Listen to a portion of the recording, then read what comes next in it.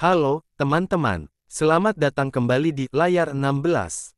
Di video kali ini, kita bakal bahas sesuatu yang super seru dan pastinya nggak boleh kamu lewatkan. Kalau kamu suka dengan alur cerita film Uprising L, pastikan kamu stay tuned sampai habis, karena ada kejutan yang bakal bikin kamu tercengang. Jangan lupa, klik tombol subscribe dan aktifkan notifikasi, supaya kamu nggak ketinggalan konten seru yang bakal datang. Di video kali ini, film ini bercerita tentang dua sahabat, Chon Yang dan Jong Ryeo, yang terpisah karena perang dan nasib. Keduanya berasal dari latar belakang yang berbeda, namun tetap dekat seperti saudara. Namun, di tengah gejolak perang, mereka harus berhadap-hadapan sebagai musuh. Jadi, tetap di sini dan tonton sampai habis, karena kamu nggak mau melewatkan ini. Pengenalan dunia yang tertindas. Film dimulai dengan pengenalan dunia distopia pada tahun 2050, di mana pemerintahan totaliter yang dipimpin oleh sebuah entitas global bernama The Coalition mengendalikan hampir semua aspek kehidupan manusia. Teknologi canggih digunakan untuk mengawasi dan mengendalikan setiap individu. Rakyat terbagi dalam kelas-kelas yang ketat, kelas penguasa yang hidup dalam kemewahan dan kelas pekerja yang tertindas. Raya, 26 tahun, seorang insinyur yang bekerja di pabrik milik The Coalition. Meskipun hidup dalam penindasan, dia memiliki rasa ingin tahu dan keberanian untuk mempertanyakan status quo. Victor, 30 tahun, seorang mantan prajurit yang kini menjadi pemimpin kelompok pemberontak The Resistance. Dia memiliki luka masa lalu yang mendalam setelah keluarganya dihancurkan oleh The Coalition. Leila, 23 tahun, seorang hacker jenius yang menggunakan keterampilannya untuk menyusup ke sistem keamanan The Coalition. Leila memiliki motivasi pribadi untuk menghancurkan sistem yang membunuh orang tuanya. Arya, 30-an, mantan tentara, seorang wanita yang sebelumnya bekerja sebagai agen keamanan Zenith, namun setelah melihat kebusukan perusahaan itu, dia membelot dan bergabung dengan kelompok pemberontak.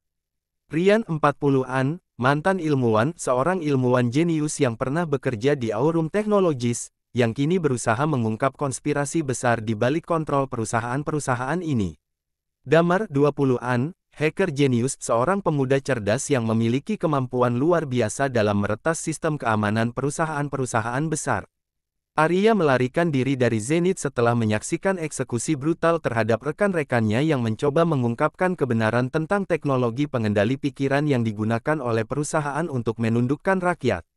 Dia bergabung dengan kelompok pemberontak yang dipimpin oleh Khalid, seorang mantan jenderal yang kini berusaha menggulingkan ketiga konglomerat tersebut. Pemberontakan dimulai kelompok pemberontak menemukan sebuah rencana besar yang sedang dipersiapkan oleh Zenith Corporation. Mereka berencana untuk mengaktifkan sebuah perangkat yang dapat mengendalikan pikiran seluruh umat manusia melalui sistem jaringan global. Perangkat ini akan mengubah umat manusia menjadi budak yang sepenuhnya patuh terhadap kehendak mereka, menghapuskan kebebasan dan demokrasi selamanya. Arya, Ryan, Damar, dan Khalid mulai merencanakan serangan besar-besaran untuk menghancurkan perangkat tersebut. Mereka melakukan pencurian data di markas Aurum Technologies dan mengungkapkan bahwa Helios Industries juga terlibat dalam proyek ini. Namun, mereka juga harus menghadapi pemburu bayaran, tentara-tentara elit yang dilatih khusus oleh perusahaan-perusahaan ini untuk mengeliminasi ancaman. Setiap kali mereka berhasil menghancurkan satu fasilitas, musuh mereka semakin kuat dan licik. Arga dan Maya memiliki latar belakang yang berbeda, namun keduanya terhubung melalui perasaan ketidakadilan terhadap pemerintahan yang zalim. Maya menulis sebuah artikel yang mengungkapkan penyalahgunaan kekuasaan oleh pejabat tinggi, termasuk suap dan eksploitasi terhadap buruh. Artikel ini menarik perhatian pemerintah dan berakhir dengan penutupan surat kabar tempatnya bekerja, serta penangkapan beberapa wartawan. Maya melarikan diri ke tempat yang lebih aman dan bertemu dengan Arga. Mereka menyadari bahwa jika mereka ingin melawan, mereka harus bergabung dengan kelompok pemberontak yang sudah lama berjuang di bawah tanah, yang dipimpin oleh Damar. Rina, yang kehilangan anaknya dalam sebuah razia pemerintah, juga bergabung dengan kelompok ini. Penyatuan dan perlawanan kelompok pemberontak, yang terdiri dari berbagai elemen masyarakat, dari buruh hingga mantan tentara, mulai merencanakan serangan besar-besaran terhadap instalasi pemerintah. Damar mengajarkan Arga dan Maya taktik gerilya, sementara Maya menggunakan keterampilannya untuk menyebarkan pesan perlawanan melalui media yang masih ada. Setelah berbulan-bulan bersembunyi dan berlatih, kelompok pemberontak melancarkan serangan pertama mereka dengan menghancurkan fasilitas militer strategis dan menebarkan ketakutan di kalangan pasukan pemerintah. Serangan ini mendapat respon keras dari rezim. Pemerintah menggencarkan operasi militer di kota-kota besar dan desa-desa, menculik dan menahan warga yang diduga terlibat dalam pemberontakan. Eksekusi publik dilakukan sebagai bentuk intimidasi, pengkhianatan dan kejatuhan. Di tengah keberhasilan awal pemberontakan, ketegangan internal mulai muncul di dalam kelompok. Arga dan Maya mulai meragukan metode perjuangan mereka setelah menyaksikan kekerasan yang tak terhindarkan dan tak terkontrol yang dilakukan oleh beberapa anggota kelompok. Damar yang semula tegas mulai kehilangan arah, menjadi semakin keras dan kadang-kadang brutal dalam pendekatannya. Dalam sebuah serangan besar-besaran, kelompok pemberontak diserang oleh pasukan pemerintah. Beberapa anggota penting kelompok ditangkap atau tewas, termasuk Damar yang terluka parah. Arga dan Maya berhasil melarikan diri, namun mereka menghadapi dilema moral tentang apakah mereka harus terus berperang atau mencari cara damai untuk menyelesaikan konflik. Titik balik dan keputusan akhir. Maya, yang melihat bahwa kekerasan hanya akan berujung pada kehancuran, berusaha untuk bernegosiasi dengan pihak pemerintah. Namun, Presiden Victor menolak segala bentuk perundingan dan bersikeras untuk menghancurkan pemberontakan dengan cara apapun. Pada saat yang sama, Arga yang sempat meragukan keberlanjutan perlawanan, mendapat wawasan baru setelah bertemu dengan rakyat yang masih berjuang di jalanan. Maya, yang terluka dalam serangan itu, akhirnya memutuskan untuk melanjutkan perjuangan melalui media. Dia mengungkapkan kebenaran tentang pemerintahannya melalui sebuah rekaman yang diposting ke dunia luar, menunjukkan bagaimana tentara pemerintah menyiksa dan membunuh warga sipil. Video ini menjadi viral dan mendorong dukungan internasional terhadap perjuangan mereka. Sementara itu, Arga dan kelompok pemberontak lainnya memutuskan untuk melakukan serangan terakhir ke markas utama pemerintah, dengan harapan dapat menggulingkan rezim dan memberikan kebebasan kepada rakyat. Klimaks dan penyelesaian pertempuran besar antara pasukan pemerintah dan kelompok pemberontak mencapai puncaknya. Selama pertempuran ini, Arga dan Maya berada di garis depan, masing-masing dengan tujuan yang berbeda. Arga ingin memastikan kemenangan sementara Maya berusaha mencari cara untuk menyelamatkan lebih banyak nyawa. Pada akhirnya, meskipun pasukan pemberontak berhasil mengalahkan militer pemerintah, mereka menemukan bahwa kekuatan Presiden Victor telah terlanjur terintegrasi dengan organisasi-organisasi besar yang sulit dihancurkan. Dalam adegan akhir yang menggugah, Maya dan Arga berdiri di reruntuhan kota yang hancur, menyadari bahwa meskipun mereka berhasil mengalahkan rezim, perjuangan mereka masih jauh dari selesai. Marek dan beberapa pemimpin lainnya mulai merencanakan pemberontakan. Mereka mengumpulkan senjata dan merencanakan serangan terhadap pasukan Nazi yang telah menduduki wilayah mereka. Rencana ini sangat berisiko, tetapi para pemberontak tahu bahwa ini adalah satu-satunya kesempatan untuk melawan dan mencoba bertahan hidup. Di bagian ini, penonton diperlihatkan sejumlah pertemuan rahasia dan persiapan mereka, serta pengorbanan yang harus dilakukan untuk mengorganisir pemberontakan.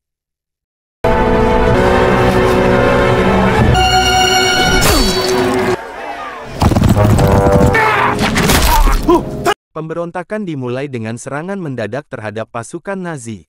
Para pemberontak, meskipun dilengkapi dengan senjata terbatas dan tak memiliki pelatihan militer yang memadai, berhasil mengatasi beberapa pasukan Nazi di jalanan ghetto. Momen-momen ini penuh ketegangan, di mana penonton merasakan keputusasaan, keberanian, dan semangat juang para karakter utama.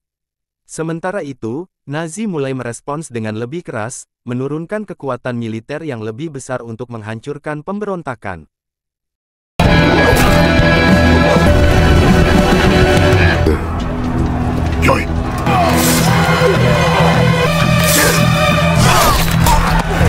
Pemberontakan mencapai titik puncaknya saat kelompok pemberontak meraih beberapa kemenangan kecil. Namun, ketegangan semakin meningkat saat pasukan Nazi mulai membakar ghetto dan menyisir setiap sudut untuk membunuh atau menangkap para pemberontak. Pemberontakan yang semula tampak menjanjikan mulai mengalami kegagalan. Beberapa karakter utama, termasuk Sarah, harus membuat keputusan sulit yang menyangkut hidup dan mati. Sementara itu, Marek berusaha untuk memimpin kelompoknya tetap bertahan dalam situasi yang semakin buruk.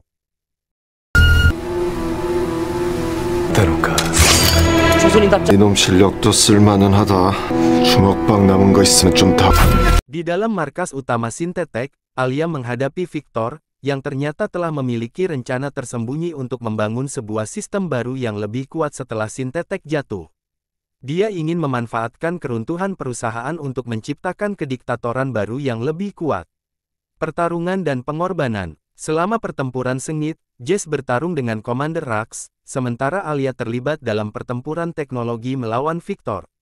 Lia berhasil meretas sistem dan memblokir perangkat pengawasan yang dapat mengendalikan pikiran.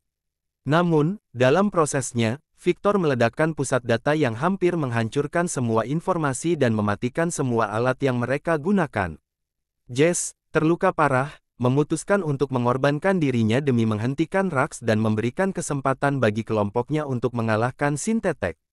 Dalam momen tragis ini, Alia dan Lia berhasil menghancurkan pusat kendali utama, membuat sistem pengawasan global Sintetek gagal total. Kebebasan dan kehancuran. Dengan jatuhnya Sintetek, dunia mengalami kekacauan awal. Namun, Alia dan Lia berhasil mengubah alur sejarah, memimpin revolusi global yang memberi peluang bagi manusia untuk membangun kembali masyarakat yang bebas dan terhubung kembali dengan nilai-nilai kemanusiaan. Walaupun kemenangan mereka berarti kehilangan banyak, dunia sekarang memiliki kesempatan untuk bangkit dari kehancuran yang ditinggalkan oleh korporasi besar.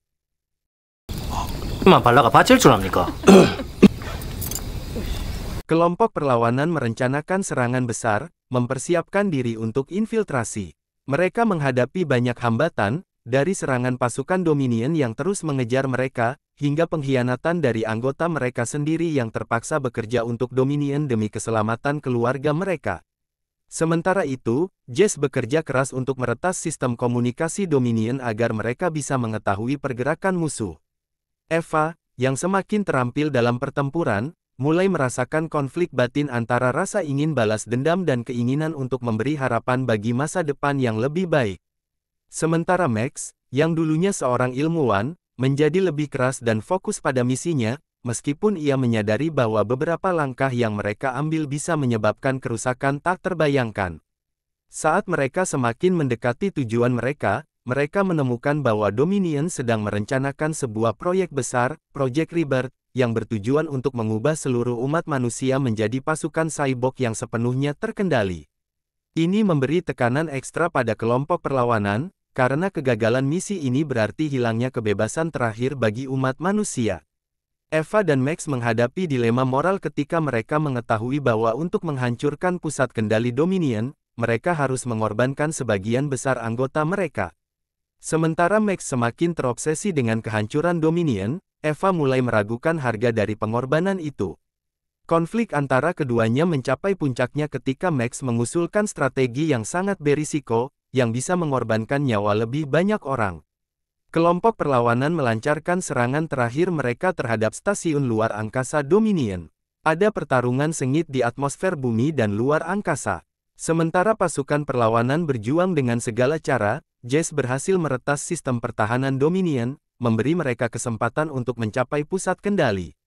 Eva dan Max bekerja sama, menembus pertahanan terakhir dan berhadapan langsung dengan pemimpin Dominion, yang ternyata adalah seorang manusia yang telah diubah menjadi makhluk mesin yang hampir tak terkalahkan.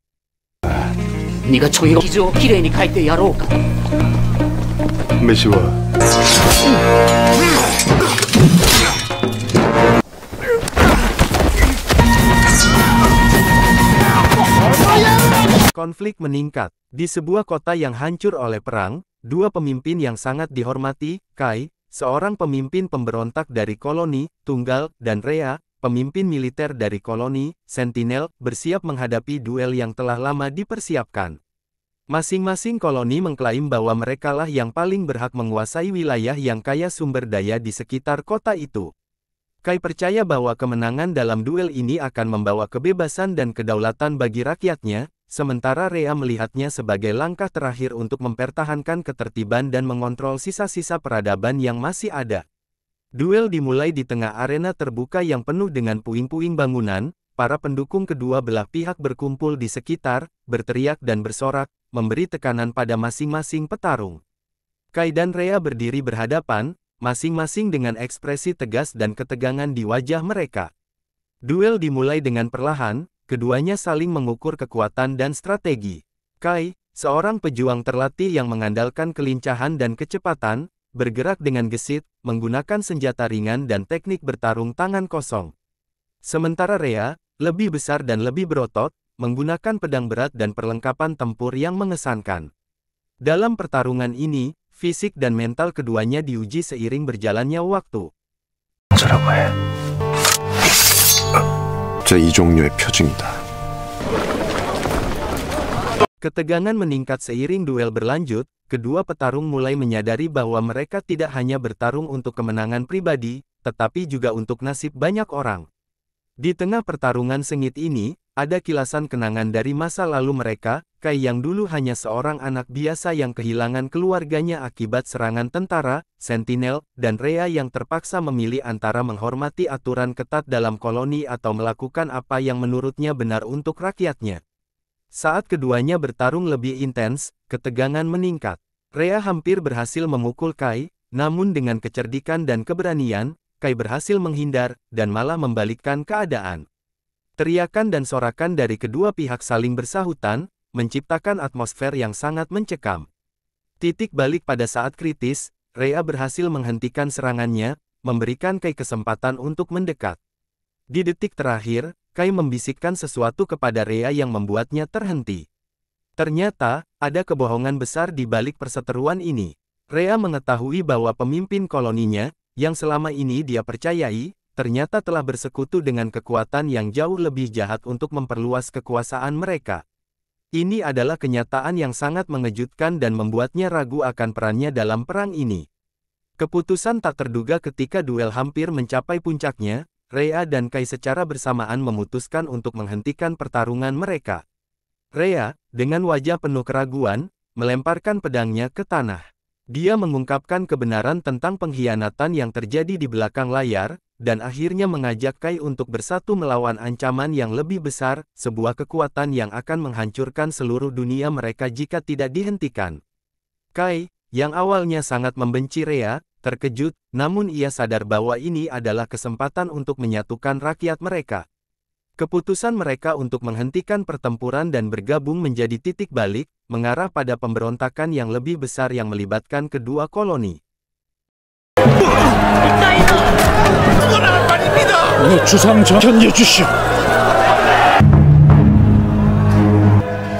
안 그러니?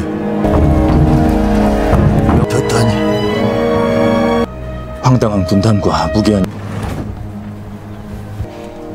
며칠 전 청주 목사 Persiapan pemberontakan. Pada suatu hari, ketika terjadi insiden di mana seorang budak dihukum mati di depan umum karena mencoba melarikan diri, perasaan marah dan ketidakpuasan para budak semakin memuncak. Raffi, yang mulai mendapatkan kepercayaan dari banyak orang, mengumpulkan mereka untuk merencanakan pemberontakan. Lina, dengan kecerdasan strategisnya, menyusun rencana untuk mengambil alih persenjataan yang disimpan oleh para penjaga. Sementara itu, Markus yang berpengalaman dalam taktik militer, membantu melatih para budak untuk bertempur dan bertahan. Mereka bekerja dengan hati-hati, menghindari mata-mata penjaga, dan berusaha mengumpulkan informasi dari luar. Di sisi lain, Elena, seorang bangsawan yang merasa bersalah dengan status sosialnya, diam-diam membantu mereka dengan mengirimkan informasi dan persediaan melalui saluran yang aman. Letusan pemberontakan. Pada malam yang telah ditentukan, pemberontakan dimulai. Para budak berhasil merebut persenjataan penjaga, yang awalnya mengejutkan dan membingungkan mereka. Dengan kecerdikan Raffi dan keahlian taktis Markus, para budak memulai serangan secara terkoordinasi. Namun, pemberontakan ini tidak berjalan mulus. Khalid, sang pemimpin penjaga, cepat bereaksi dan mulai menggunakan taktik kekerasan untuk menekan pemberontakan. Dia memperkenalkan lebih banyak pasukan, termasuk tentara bayaran yang lebih terlatih. Di tengah-tengah kekacauan ini, Raffi dan Lina harus berjuang keras untuk mempertahankan momentum pemberontakan. 그릇가득 먹히거늘 범하고 주사를 했다. 주인 문안개는 죽일 수밖에. 그 그래도 너만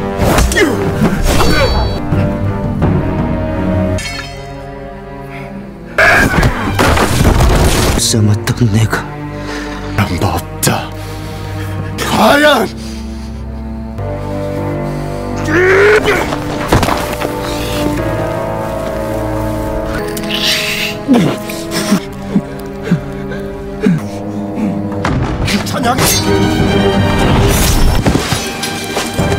Ketegangan meningkat seiring duel berlanjut, kedua petarung mulai menyadari bahwa mereka tidak hanya bertarung untuk kemenangan pribadi, tetapi juga untuk nasib banyak orang. Di tengah pertarungan sengit ini, ada kilasan kenangan dari masa lalu mereka, Kai yang dulu hanya seorang anak biasa yang kehilangan keluarganya akibat serangan tentara, Sentinel, dan Rhea yang terpaksa memilih antara menghormati aturan ketat dalam koloni atau melakukan apa yang menurutnya benar untuk rakyatnya. Saat keduanya bertarung lebih intens, ketegangan meningkat. Rhea hampir berhasil memukul Kai, namun dengan kecerdikan dan keberanian, Kai berhasil menghindar, dan malah membalikkan keadaan. Teriakan dan sorakan dari kedua pihak saling bersahutan, menciptakan atmosfer yang sangat mencekam. Titik balik pada saat kritis, Rhea berhasil menghentikan serangannya, memberikan Kai kesempatan untuk mendekat. Di detik terakhir, Kai membisikkan sesuatu kepada Rhea yang membuatnya terhenti. Ternyata, ada kebohongan besar di balik perseteruan ini. Rhea mengetahui bahwa pemimpin koloninya, yang selama ini dia percayai, ternyata telah bersekutu dengan kekuatan yang jauh lebih jahat untuk memperluas kekuasaan mereka. Ini adalah kenyataan yang sangat mengejutkan dan membuatnya ragu akan perannya dalam perang ini. Keputusan tak terduga ketika duel hampir mencapai puncaknya, Rhea dan Kai secara bersamaan memutuskan untuk menghentikan pertarungan mereka. Rhea, dengan wajah penuh keraguan, melemparkan pedangnya ke tanah. Dia mengungkapkan kebenaran tentang pengkhianatan yang terjadi di belakang layar, dan akhirnya mengajak Kai untuk bersatu melawan ancaman yang lebih besar, sebuah kekuatan yang akan menghancurkan seluruh dunia mereka jika tidak dihentikan. Kai, yang awalnya sangat membenci Rhea, terkejut, namun ia sadar bahwa ini adalah kesempatan untuk menyatukan rakyat mereka. Keputusan mereka untuk menghentikan pertempuran dan bergabung menjadi titik balik, mengarah pada pemberontakan yang lebih besar yang melibatkan kedua koloni. Puncak cerita, pada klimaks film, pemberontak akhirnya berhasil menerobos pertahanan pusat komando rezim. Setelah melalui serangkaian pertempuran dan pengkhianatan, Arya dan beberapa anggota pemberontak lainnya berhasil sampai ke jantung rezim, sebuah gedung megah yang menjadi pusat kekuasaan. Di sana, mereka menghadapi pemimpin rezim, Jenderal Rahman, seorang pria dengan masa lalu kelam yang juga memiliki hubungan pribadi dengan Arya. Akhir pertarungan di ruangan besar, Arya dan Rahman bertarung dalam pertarungan fisik dan mental yang sengit. Di tengah kekacauan, banyak anggota pemberontak yang gugur, sementara pasukan Rahman terus berusaha menggempur mereka. Rahman, yang memiliki teknologi canggih dan tentara elit, tampak di atas angin, tetapi Arya tidak menyerah. Namun, saat pertarungan semakin intens, Arya teringat akan motivasinya yang lebih besar daripada balas dendam pribadi. Dia menyadari bahwa kemenangan bukan hanya tentang mengalahkan Rahman, tetapi tentang meruntuhkan sistem yang telah menindas rakyat untuk waktu yang lama. Dengan tekad ini, Arya memicu sebuah ledakan besar yang menghancurkan pusat komando rezim, sekaligus mengakhiri kekuasaan Rahman. Namun, meskipun Rahman terjatuh, Arya terluka parah dalam ledakan tersebut. Dalam detik-detik terakhir hidupnya, Arya memberikan perintah kepada para pemberontak yang selamat untuk terus melanjutkan perjuangan mereka, memastikan bahwa revolusi ini tidak sia-sia. Setelah kematian Arya, pemberontak yang selamat memimpin masyarakat menuju kebebasan, meruntuhkan sistem yang menindas dan membangun pemerintahan yang lebih adil. Meskipun masih banyak tantangan yang harus dihadapi, semangat perjuangan Arya tetap mengilhami generasi berikutnya untuk terus melawan ketidakadilan. Kamera terakhir menunjukkan seorang anak muda yang melihat kebebasan baru dengan harapan, sementara suara Arya, dalam bentuk rekaman, berbicara tentang keberanian, pengorbanan, dan pentingnya menjaga api perlawanan. Pesan akhir, Uprising mengakhiri dengan pesan bahwa meskipun satu individu bisa mati, sebuah gerakan tidak akan pernah benar-benar mati selama ada orang yang percaya pada perubahan dan berani untuk memperjuangkannya. 저 지금 미치가 어려워.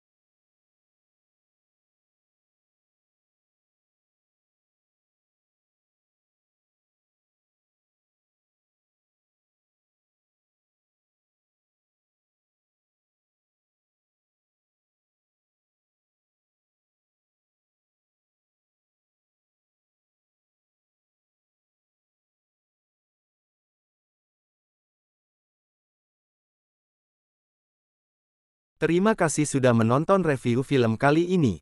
Semoga ulasan ini bermanfaat dan membantu kamu dalam menentukan film berikutnya yang akan ditonton.